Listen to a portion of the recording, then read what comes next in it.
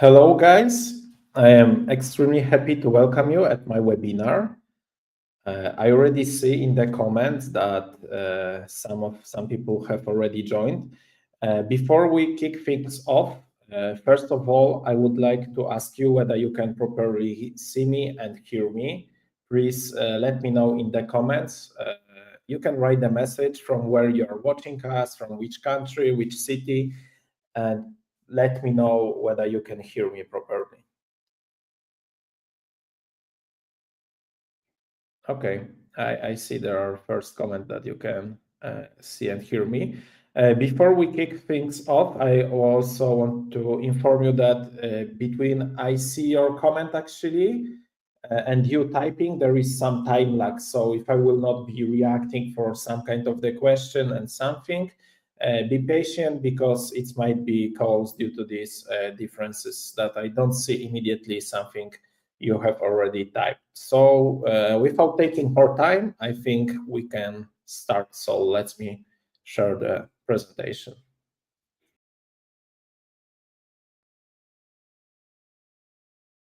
You already know, my name is Mateusz Stefańczyk, and on a daily basis, I work as an Angular team leader in House of Angular. You can find me also on LinkedIn and Twitter. As House of Angular, as name suggests, we are specializing in the Angular development. We provide ready-to-operate teams, but also we offer a bunch of services like code audits and consulting.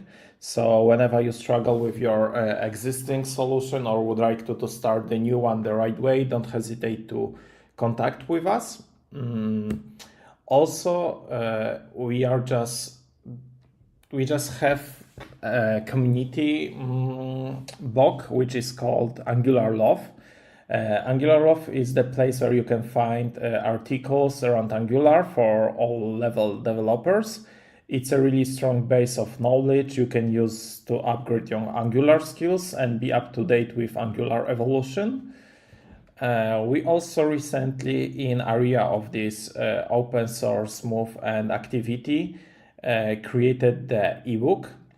And if we are just talking about staying up to date, I strongly recommend you to take a look at our Ultimate Guide to Angular Evolution ebook. It covers all the updates from Angular 14 to 18. Each feature is explained in the problem solution benefit way, so it's easy to understand what it does and how to use it in your project. Plus, the ebook includes insights from Angular developer experts sharing their thoughts on future Angular versions. Their answers are really interesting and could help guide you and your project's direction. We also are about to release a new edition with Angular 19 next week.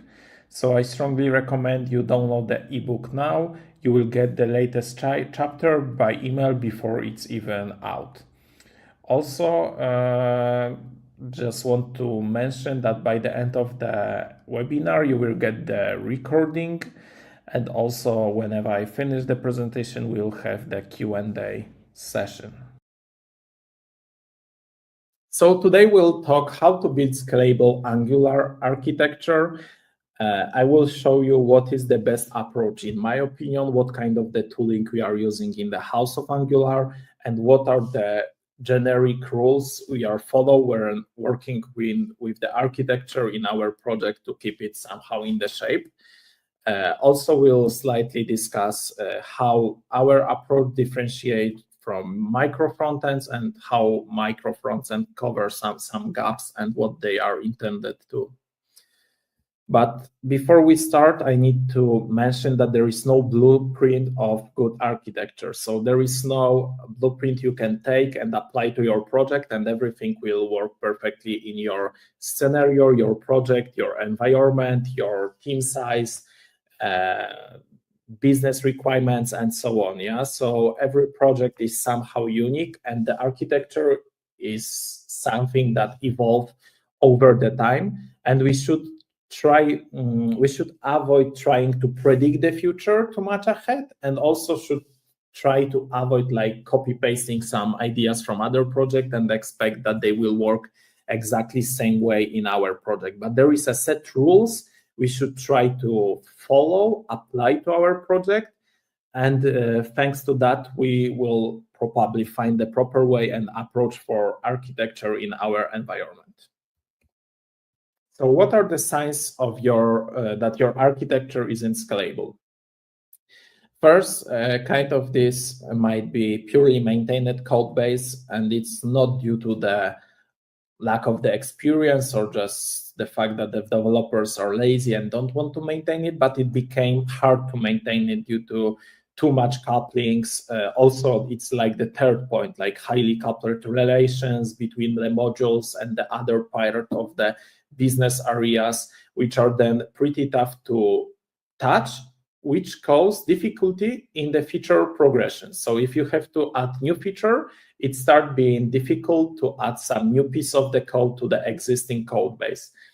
What is also pretty tough, and it's especially hard when you have to onboard new team member, when you don't have consistency in the design language, when every developer doing something its own way, name stuff its own way, and using different tooling for different purpose. So it's good to have some consistent design language, consistent tooling, and way we do the stuff as a team. So my proposal for best scalable architecture in Angular, and the way we are doing it in the house of Angular, is modular monolith. It's a kind of the alternative to the monolith when everything is within a single repository and we have the high coupling between the various domains.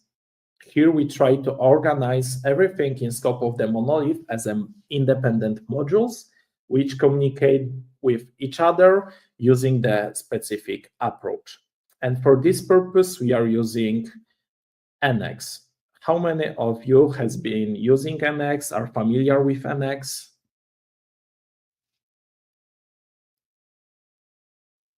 Okay, so I see that some people are familiar with this tool already. So why we use NX? It's mostly due to the fact that it's helping us with keeping our architecture in shape. It's provide us by default a lot of tools that are valuable for us. And even though NX is monorepo and it's intended to be monorepo, so like we can contain a lot of project within single repository, and that's, someone might say that's the purpose of NX, and that's when you should use NX. In our case, we are using NX even if we have like single project and we don't expect to have even more projects in this repository, because it provides us the great benefits which help us to keep our architecture in shape. So what are the advantages of NX?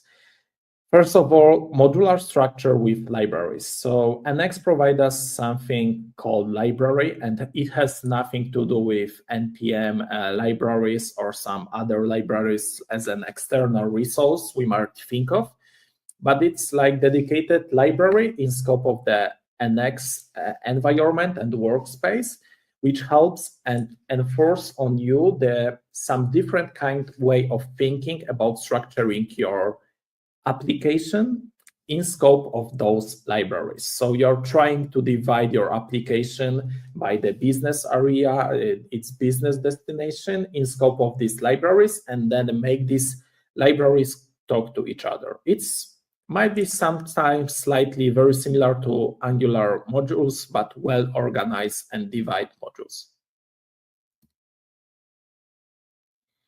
Incremental builds and dependency graphs. So thanks to the NX, a lot of people said that in scope of the monolith, they need to build entire application, test entire application, lint entire application, what slow down the development and so on.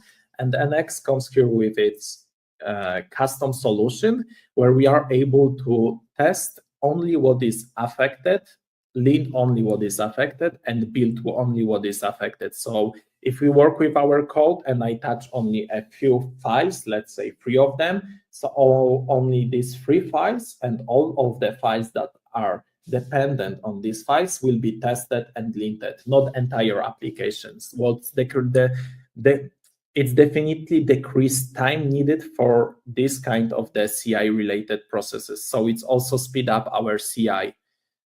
The dependency graph is a tooling that shows us how the dependencies between the libraries in scope of our application looks like. So we can analyze our application, and as I said at the beginning, like building the good architecture is a long process, and thanks to these graphs, we can better analyze it, see where are some kind of the bottlenecks and fix them.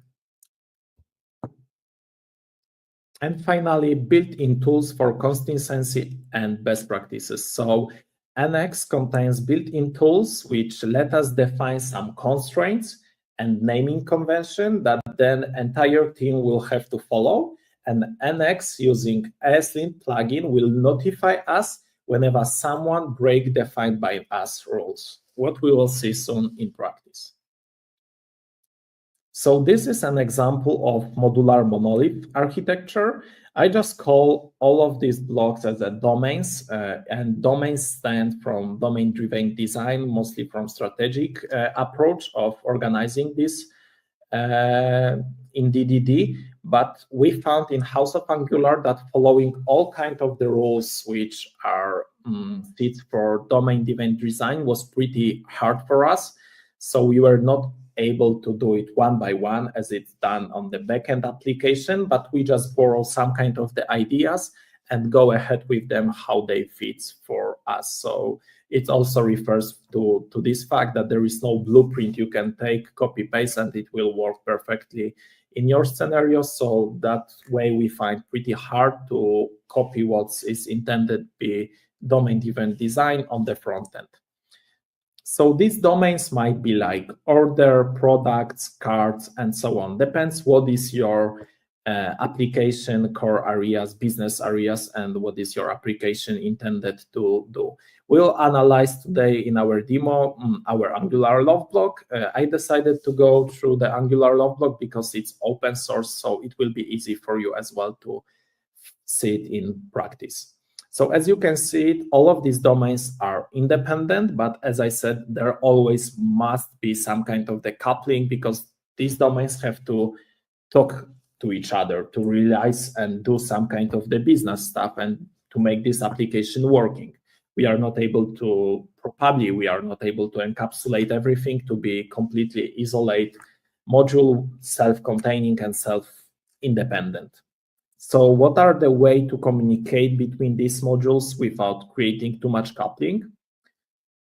Each domain needs to expose the API, and in scope of this API, it exposes to other domains what it thinks they need and what it thinks it wants to expose for them.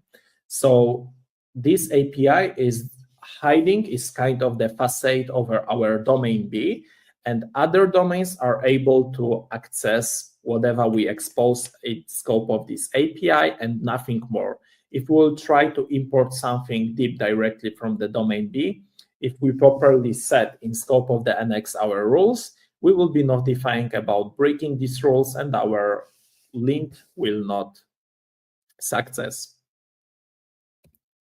If we zoom in the look of the domain A, which in depth is kind of the wrapping folder around the NX libraries, we can distinguish this type of the libraries. So the shell and API, feature, UI, data access, util, and types. And as I said, these are the most generic types of the libraries we are using in our project, but there might be the case that in your scenario, you would like to have some kind of the other type of the libraries, or even we have an application where there is backend and frontend in the single repository, we'll have some kind of the more types of the libraries. But it's not important how many type of the libraries you will have, but what kind of the rules between these types you will define. So usually what we do, we say that the library from the layer above can use everything what is below. And in this scenario, we see that the shell can consume feature, the feature can consume UI, UI can consume util, and util can consume types. And also, going this way, we can say that the shell can consume types, API can consume types. So there is set of the rules that everything from above can consume everything from below, but there is rule that libraries which are at exactly same level are not able to consume each other. So we would like to avoid UI to consume data access, and also we would like to avoid UI consuming feature library. So let's quickly right now take a look what are the responsibilities of the particular libraries.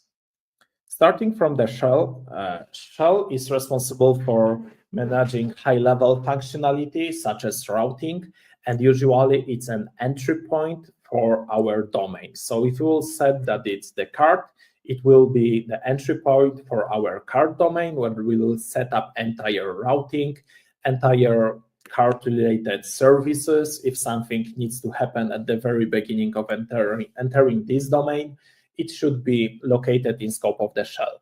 Also, if the card domain will need to have specific design, structure, and so on, we will also define it in scope of the shell library.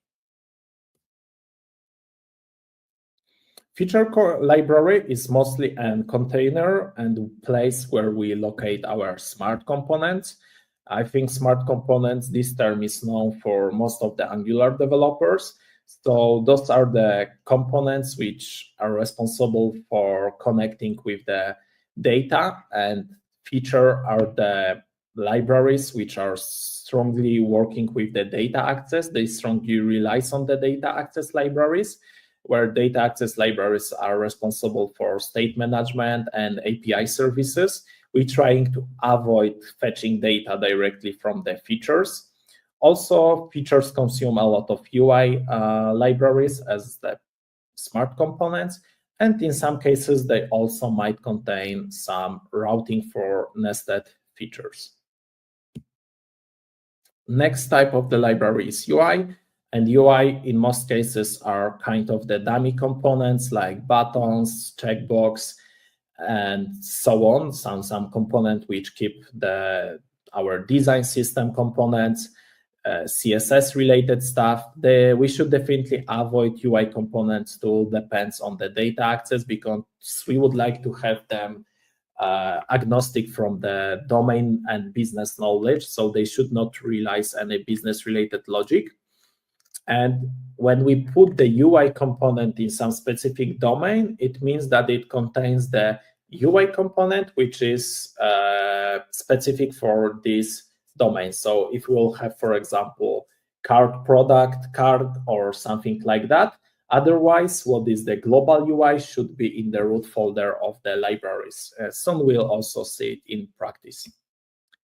The another type is the data access, and as I has mentioned, the data access mostly handle the state management. It doesn't matter what kind of the state management tool we're going to use, whether it will be NGRX, NGRX signal store, or just the service with behavior subjects. Everything what is related with managing the data should be located in scope of the data access. Also, in scope of the data access, we keep services responsible for connecting with our APIs, whether it's WebSockets or REST API. These services should be located in data access. And also, data access might define some types, and mostly those types are needed to trigger some action like fetching the data, some payload, let's say, type like get products. We will locate it in scope of the data access in the products domain instead of the global types library, for example. The another type is the util. I think about the util, we don't have to say a lot. It says by itself that it's dedicated for util functions, feature agnostic helper functions, and they are pretty reusable. And the types holds shared types across of the domain and also across of the entire application, depends on the need. And mostly that are the types, interfaces, enums, and whatever we can think of. So what are the disadvantages? All of the modules by the end of the day are part of the same front-end build and runtime, and it might slow down our team collaboration. Since imagine the situation that we really have the teams which are able to work completely separately, but by the end of the day, we can deploy app, and we need to deploy app as an entire project, as a one. Yeah, so if one team is ready to release, another one is not ready to release, this team will slow down other teams and will not be able to deploy independently as we'll do it in scope of the, for example, Micro Frontends, about which we'll talk soon.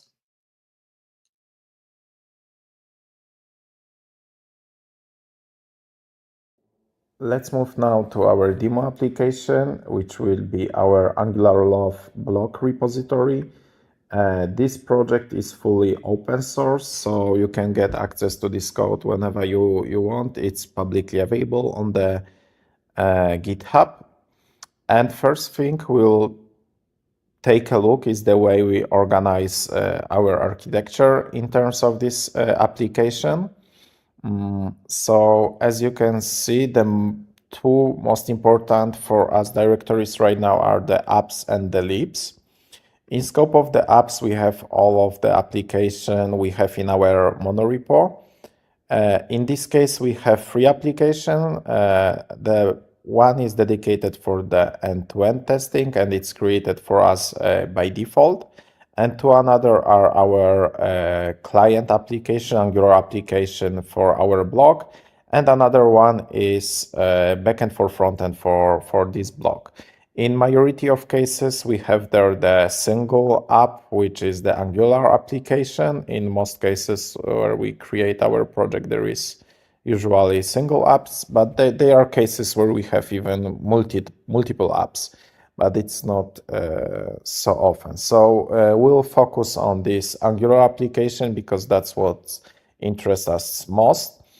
And if we take a look at this repository, what you can notice is that we keep it as thin as possible. There is not much files. There is no a lot of components, how it's usually in most applications created without NX in the past.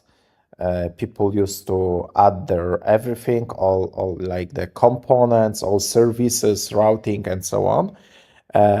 With NX, we're trying to do it differently, so we keep it really small. We keep it only files which are needed for us to set up the application and bootstrap it. So we simply have there only the app components, some initial configuration file, and probably just the main file, main TS, which is responsible for bootstrapping the application with the given config. But rest of the things we are trying to extract to our libraries.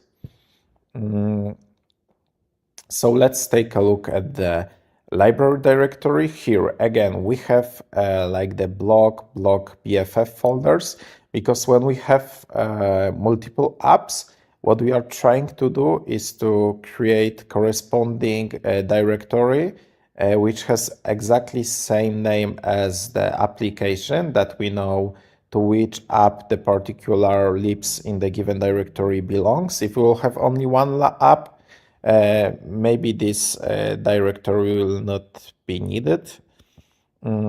So if we take a look at the blog directory, here are all our libraries, or just directories containing the libraries. And as I said, we are trying to divide these directories in the domain-driven design approach. So we extract the domains, and as we see it and as we feel it, as I said, it might not be perfect in the scenario of DDD, but it's also the way we saw our applications and the domains we saw in scope of our blog. So the very common and you can expect them are just articles and authors. But also what is pretty important, here we have the share application, and the share application, as I mentioned, is an entry point for a particular domain, but in this case also for our app. So if you take a look in the app config, we are just pointing in scope of the router to the block share routes, which are exactly in this share library. And here we define all of the routes and child routes in scope of our application, which are just pointing out to other shell libraries. So let's say if we take a look at the articles also have like the feature shell library, which is an entry point to the articles domain, and so on, so on. Also here we have like a lot of known for you libraries like the feature, UI, data access.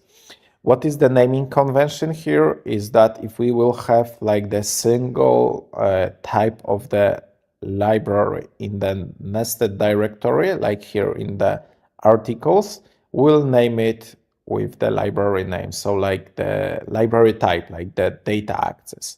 But if you have like multiple feature libraries, you add the suffix at the end pointing what kind of the feature this library covers. So let's say feature article, feature comments, guides, latest articles, and similarly here, like your article card, article content, and so on.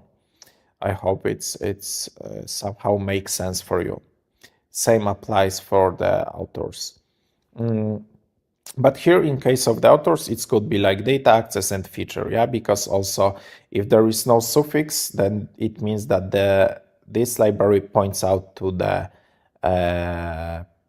containing directory. So it will be like feature authors. If there will be no suffix author, it will means that, okay, it's like authors. So we can avoid this suffix in these scenarios. Also here, if there will be like just the feature library without the suffix article, it will mean that it's feature article by default because it's just the feature library in scope of the articles directory. Another extremely important thing in scope of the NX repository, and I think that one of the most important things that keeping our architecture in shape and help us just structure the app in the right way and keep it growing in the right way is in scope of the slint JSON file under the rules, NX and force module boundaries.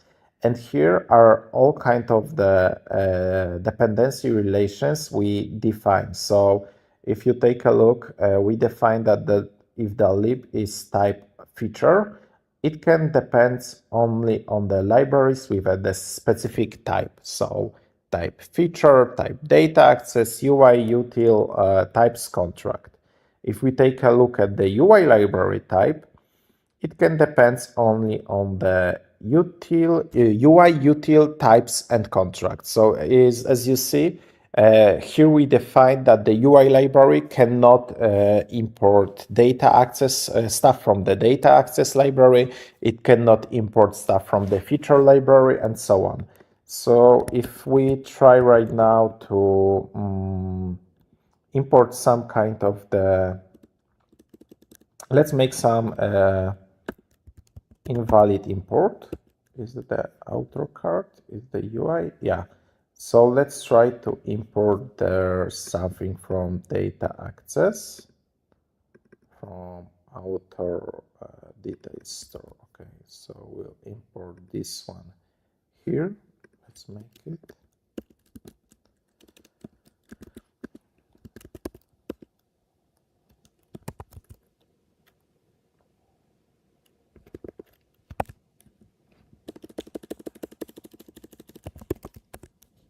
Okay, so we imported in scope of the UI library something from the data access library, and let's right now try to lint over stage files. So let me stage these files, make sure they are stage, and npm run need stage. Okay, so as you can see, we get an error message. And if we take a look at this error message, it says that a project tagged with type UI can only depend on libs tagged with. And here we have like defined the list of the types that this specific type of the library can depend on.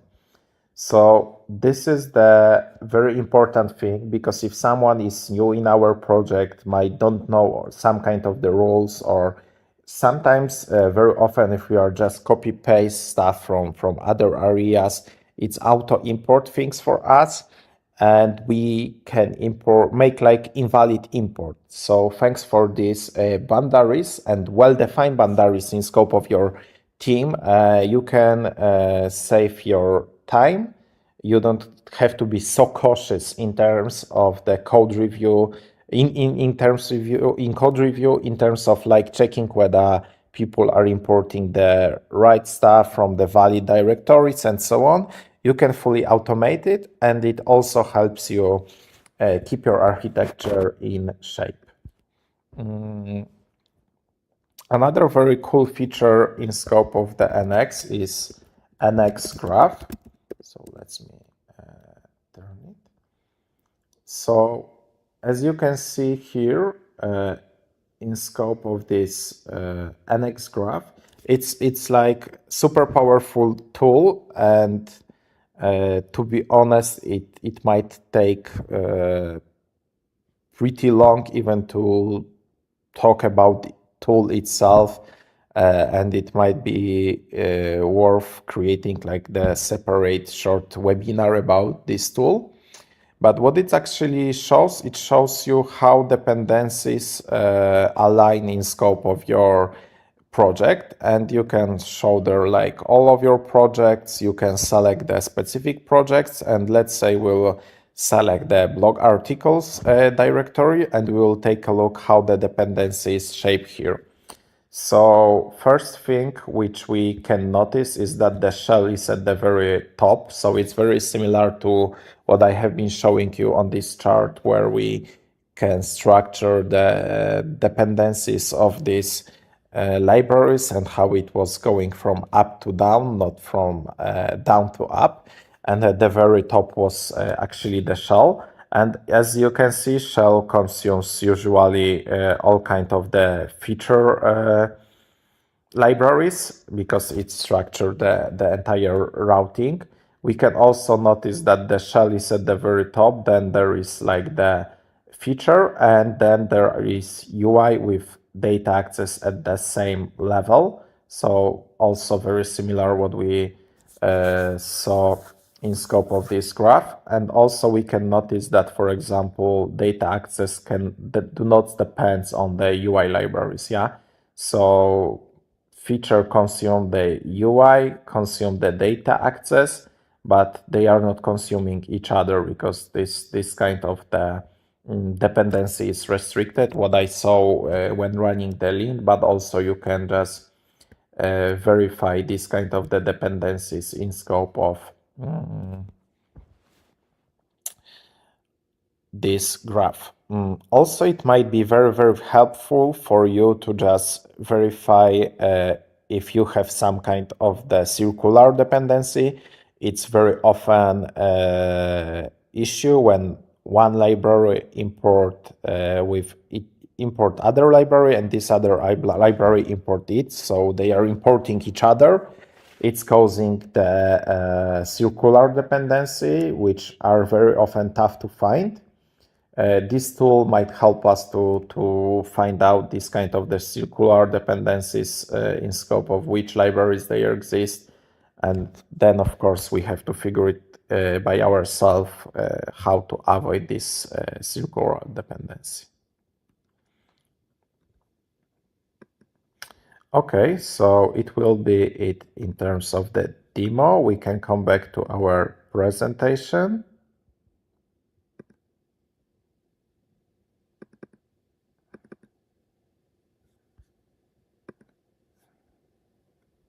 So coming back to our presentation, some kind of the alternative to the modular monolith are micro frontends. And micro frontends are very useful whenever we want to work in independent environment, when we have this kind of the need that the people need to work separately and we have well-defined requirements and we can create an environment when this flow is pretty smooth. And what we will mostly use for micro frontends are module federations from Webpack. Right now, this plugin, from what I know, is also available in some other tools, but initially it was created in scope of the Webpack. And set up it properly Webpack and plug in module federations, we are able to have micro frontends. And micro frontends, in compare of the modular monolith, looks more like that one, that each specific micro frontend is its self-containing monolith, and it's completely independent from some other areas, and it might be deployed independently. It might be like the entire application by itself, but also it might be that it will work with some other applications or will be part of some other application and deployed as a part of other application. What are the usual way of communicating between the micro frontends is using the event bus. So we can set up some event bus using, for example, window, because both of them are just in scope of the single application, single window, single browser, but might not be aware of each other because they are, as I said, independent. And they might emit some kind of the events for which other micro frontends will listen to. Also, alternatively, we might set up API as we has been doing in scope of the modular monolith. It's also possible, but then this API we are just defining slightly different. It's not defined as a library in scope of the NX, but in scope of the Webpack config, we need to define what is the name of our front end. So in this particular example, it's like MFE1, and we say what exactly we want to expose to the external world from this specific micro frontend. And here in this example, we said, okay, we want to expose our card service. And then let's say in the product application, we are able to import the card service and invoke define on it methods. In this scenario, add item. So here we expose exactly the service and just communicate directly using the service from the other application. In this scenario, we would rather set up an event bus and emit the event like add product.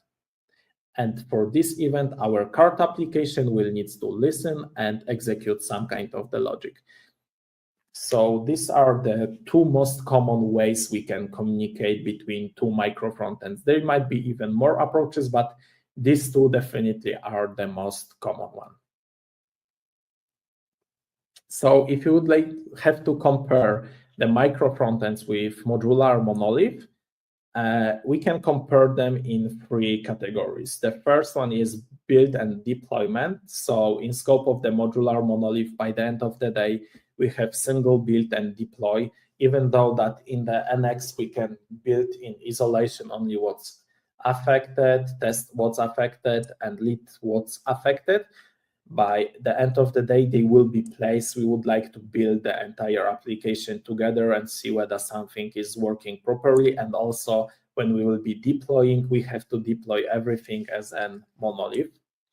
In the micro frontends, we can deploy independently per feature. So if some team work on the card, this team can deploy card without waiting for the product team. Of course, if it's possible and if these relations somehow don't bother each other and we don't need to wait for the product team. If we have well-defined scope and don't have these dependencies that needs to go together.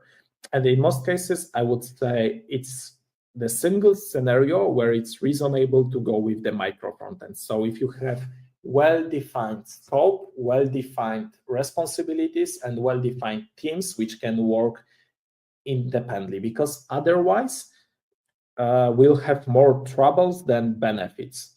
So it will be even better to start project with modular monolith at the beginning if we think that maybe Micro Frontends is stuff for us, because if we well define the modules, so the domains from my chart in scope of the modular monolith architecture, it will be pretty easy for us to migrate to the Micro Frontend. But if we start with Micro Frontend, we might get some big bottleneck at the very beginning when this coupling will be pretty big and a lot of teams will depends on each other, especially at the very beginning.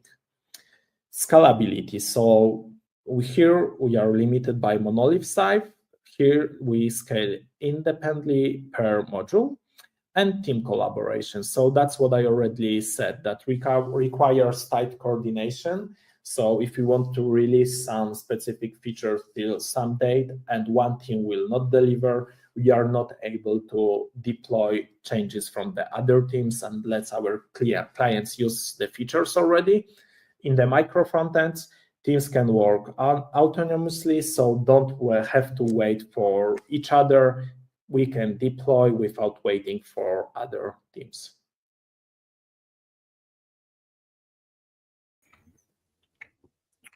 Okay, guys, so that was it in terms of my presentation. Right now, we will be slowly moving to the Q&A session. But before we go to the Q&A, I would like to let you know about the bonuses we have prepared for you. So we offer free 30 minutes consultation only for webinar participants. So during this consultation, our experts will answer your question about your app architecture, discuss your cases, give some kind of the suggestions based on your needs. You can reserve a spot by choosing the date using the link you have in the chat. And also the same link you will receive after the webinar to your email. So now I think we can start the Q&A session. I saw that during presentation there were already some questions. So if you have some, please also type them now. It's the time for asking the questions. So I will bring the first one I noticed from Kushal. I hope I read it properly. Why do we need to have shell in each library? For example, feature shell. Shouldn't the global shell lib be enough?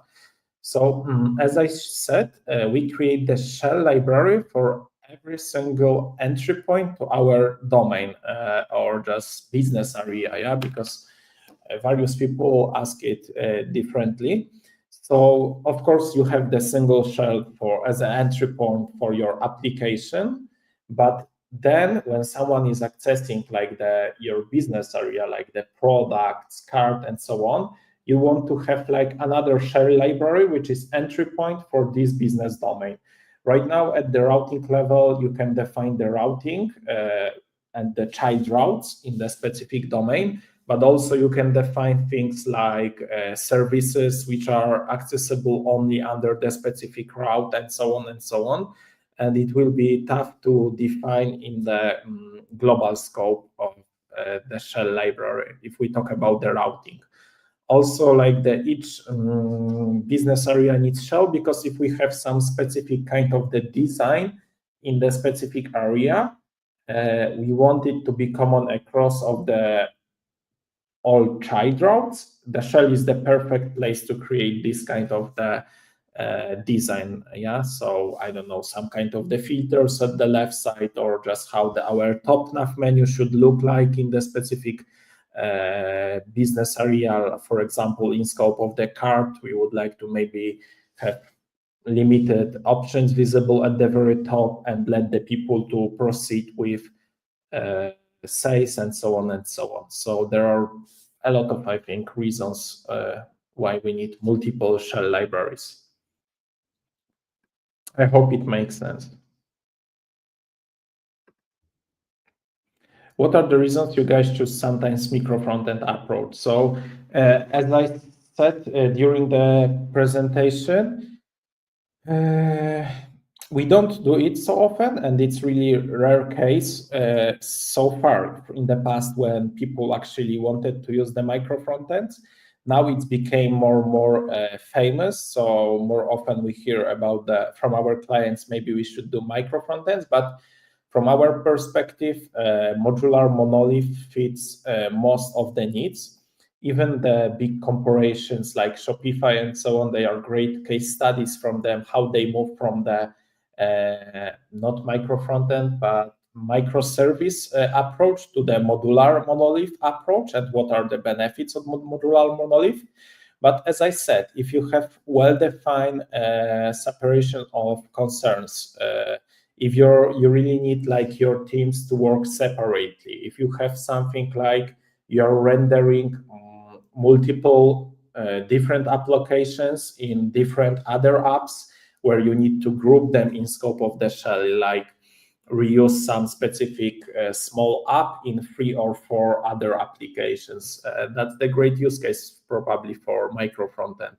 Otherwise, you will need to do it in the iframe and so on. So they are alternatives, but if in more common case project, even big, very big project, I would go with a modular monolith if I really don't have these specific needs, like teams working completely separately, releasing in different time, or just reusing the small app in multiple other applications and so on. I will not go with micro frontends because it's not easy also if you don't have much experience.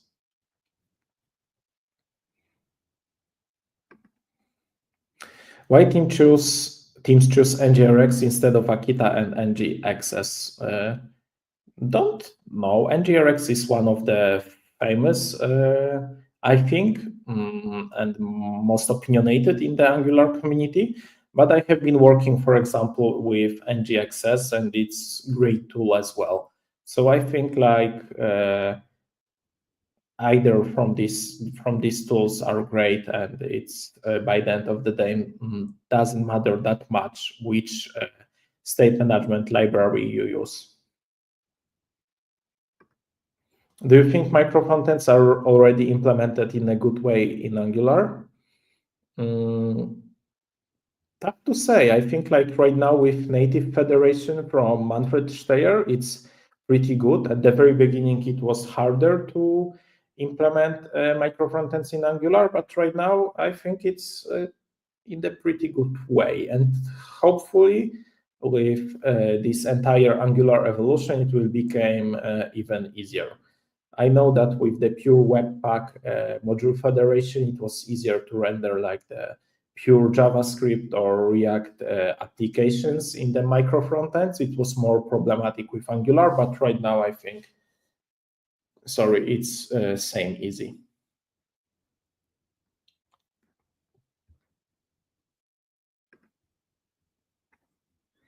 In your modular monolith architecture, do you have an example of different domains communicating with each other?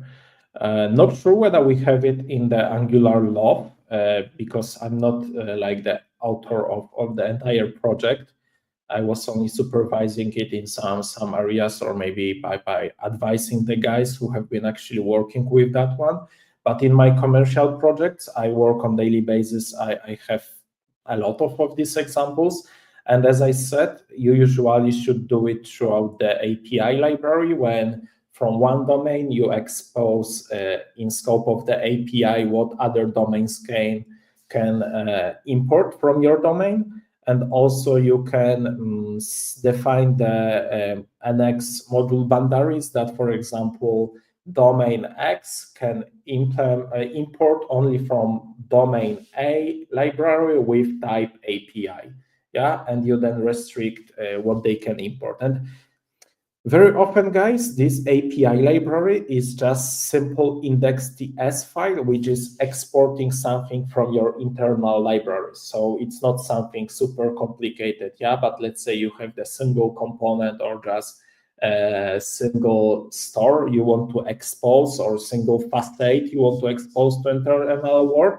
So what you are doing, you are just creating the API library, which contains some index.ts file, which is exporting your Facade, for example. Or in scope of the API library, you create another Facade, which is above something you want to expose, and in scope of this Facade, you define what you're exposing, for example, only specific observables or just specific method to be called or just event they can trigger and so on. So these are kind of the examples.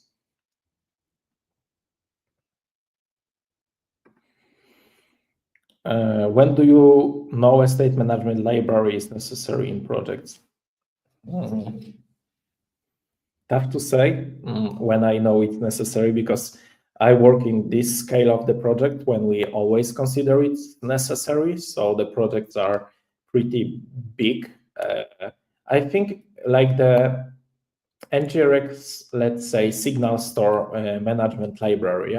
So very, very small state management library is mostly for all kind of the feature-rich applications required, because you hold data, you mutate data, you manipulate data. So where you would like to do all of these things like fetch data and so on, you don't want to do it in the component. So if not component, you can create like the service next to it, or you can create like use the state management library.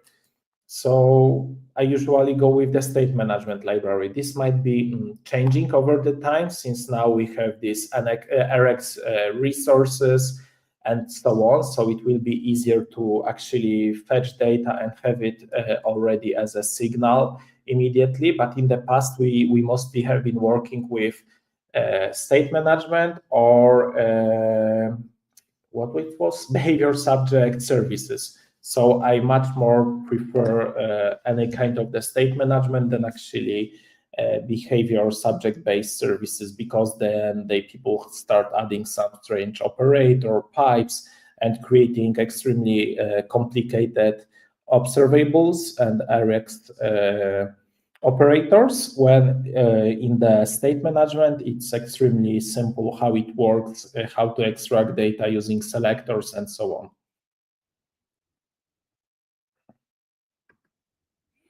Can we build application with modular monolith approach solely with Angular without NX?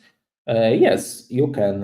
Like NX is providing a lot of built-in tools around itself, an Angular project, like linking only affected files, testing only affected files, setting the boundaries. But right now, also, if you use some tooling, which is detective, probably something like that from Manfred Steyer, you can define also the boundaries in normal Angular repositories. So if you structure your app similarly what we have in the NX, following the rules, because they propose some kind of the rules, while releasing the linting tool, they also release the ebook where they cover and propose some rules, like let's name your libraries like feature can use UI cannot use feature, and so on and so on. So if you apply some kind of the rules, organize your application in scope of the domains, modules, and so on, you can go without that. For me, it's just easier with NX. That's why we are using it.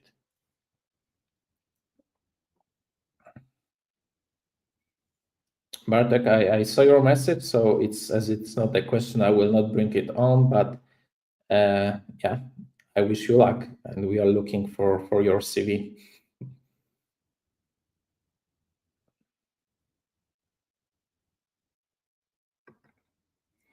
I use Java as backend to the Angular frontend application because I realized that it's common for most companies. It's possible and recommended to use NX and put Java in the NX or separate frontend and backend.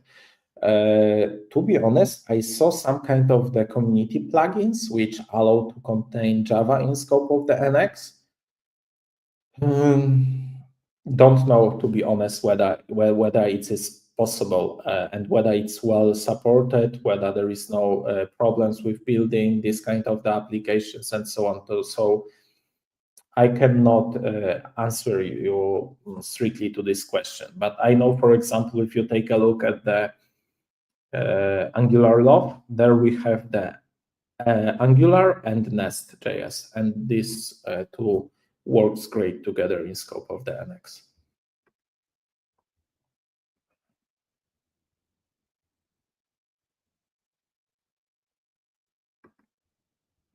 Like on custom library can use by any other domain by installing it like this, or this is called libraries, but it's not typical library like npm library. So in NX you can create your libraries as buildable and you can release them to npm, of course, but usually it's just that you are importing your library from your library, like from normal file in the casual Angular repository. So they are not kind of the npm libraries where you need to install some library into your project, but rather you need to import it, and that's it.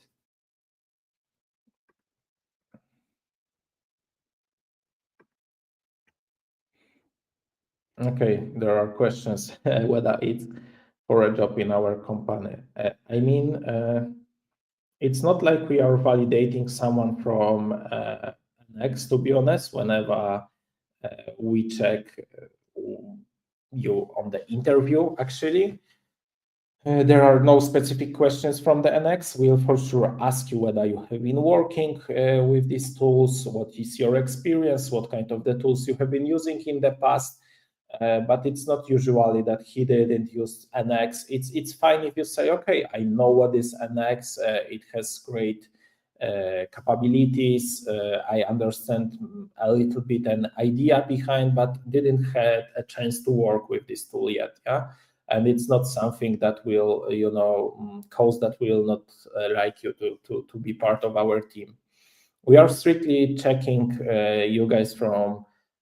Giving by giving the simple two tasks to resolve on live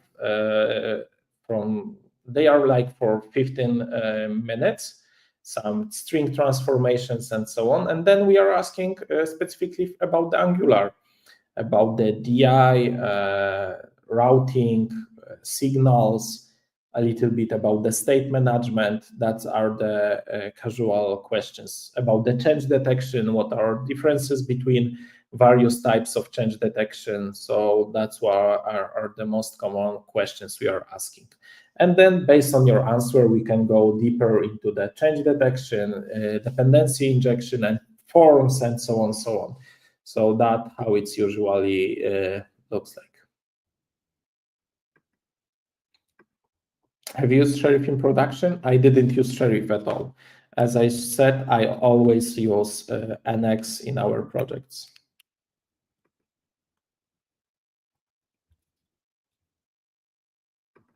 Yes, as I said, we used Nest, and we also have some Java, but I am not part of these teams and so on. I am focused strongly on the front-end part only.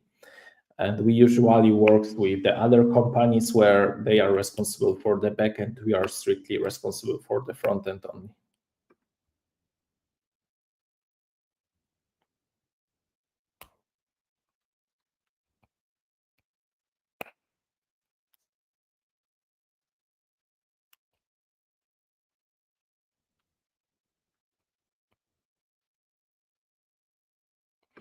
Okay, there is a question whether I can explain the differences between smart and dumb components. And guys, it will be like the last question in this Q&A session.